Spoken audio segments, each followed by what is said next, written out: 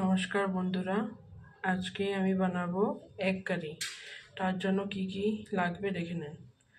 সিদ্ধ করা ডিম, সিদ্ধ করা আলু, টমেটো পেস্ট, পেঁয়াজ রসুন আদা পেস্ট, কুচানো ধনিয়া, তেজপাতা। তার জন্য সবচেয়ে ফার্স্টে আমরা তেলটা গরম বসিয়ে দিচ্ছি। এটা গরম হয়ে গেছে। ফার্স্টে আমরা ডিমটা ভেজে নেব। ডিমটা ভাজার জন্য দেখুন কিরকম করবো ডিম ভাজাটা।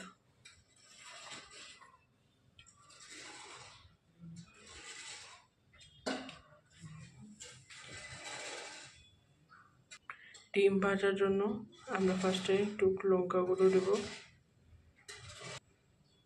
একটু হলুদ গুঁড়ো দেব,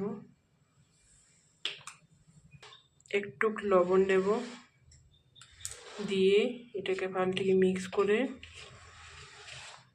ডিমের সাথে ভালো থেকে লেগিয়ে এরকম করে লেগিয়ে গরম তেলে ছেড়ে দেবো একদম।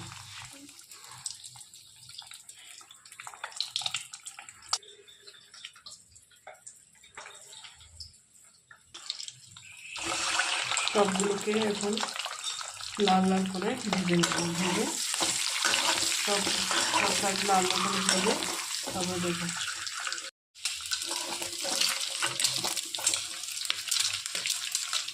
দেখুন ডিমগুলো লাল লাল করে ভেজে নিয়েছি, এখন তুলে তারপর দেখাচ্ছি। এই দেখুন ডিমগুলো তুলে নিয়েছি, এখন আলুগুলো ভেজে নেব। এখন ওই তেলেই এই আলুগুলো ভেজে নেব। একটু হলুদ গুঁড়ো, একটু নুন দিয়ে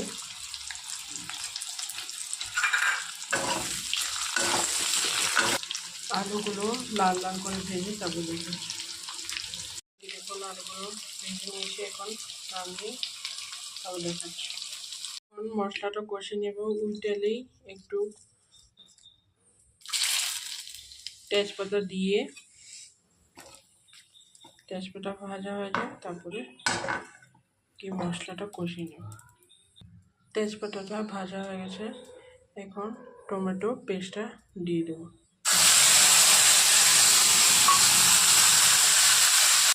টমেটো পেস্টটা দিয়ে দিয়েছি, এখন গুঁড়ো মশলাগুলো দিয়ে দেব।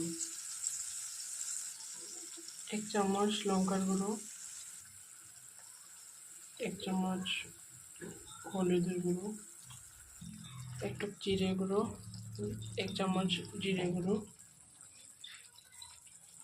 1 চামচ ধনিয়া গুঁড়ো দিয়ে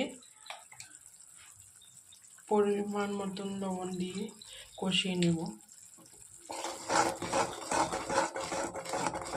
কষিয়ে তারপর দেখাচ্ছি। আলুটা দিয়ে একটু কষিয়ে নেব। মশলাটা আলুটা দিয়ে দিয়েছি, একটু সময় কষিয়ে তারপরে আদা রসুন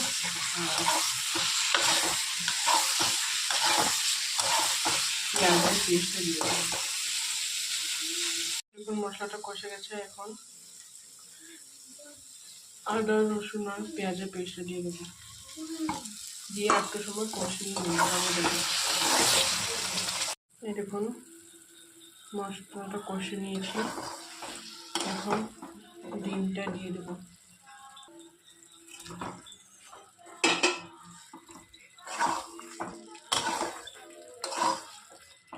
ডিমটা দিয়ে দিয়েছি, এখন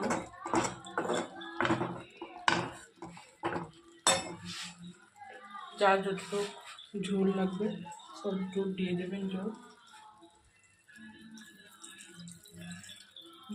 একটু জল দিয়ে একটু সময় ফুটিয়ে নেব, তারপরে দেখাচ্ছি। এই দেখুন আমাদের তরকারিটা হয়ে গেছে, এখন ধনিয়া পাতা দিয়ে একটু গার্নিশ করে নেব। তো হয়ে গেল আমাদের এগ কারি। এই দেখুন, যদি আপনার ভিডিওটা ভালো লাগে, do like share subscribe to my mom's channel প্রিহিল রান্নাঘর। Thank you.